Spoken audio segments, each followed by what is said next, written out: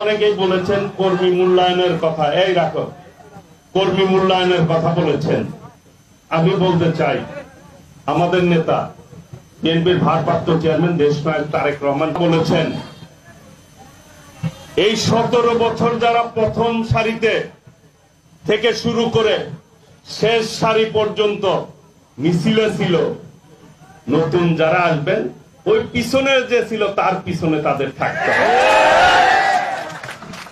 আমি বলতে চাই, আমি অনেক জায়গায় বলি A category, B category, C category.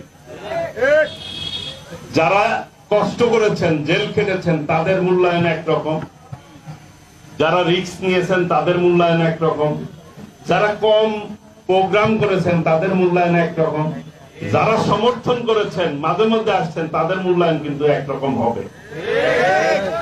আমাদের নেতা বিএনপির ভারপ্রাপ্ত চেয়ারম্যান দেশনায়ক তারেক রহমান কিন্তু গোপালপুরে বক্তব্য রেখেছেন, টাঙ্গাইলেও বক্তব্য রেখেছেন, বিভিন্ন জায়গায় বক্তব্য রাখেন।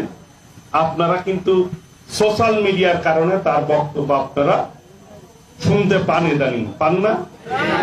হাইকোর্ট ফ্যাসিস্ট সরকার, খুনি সরকার তার বক্তব্য বন্ধের নির্দেশ দিয়েছিল সরকারের নির্দেশে।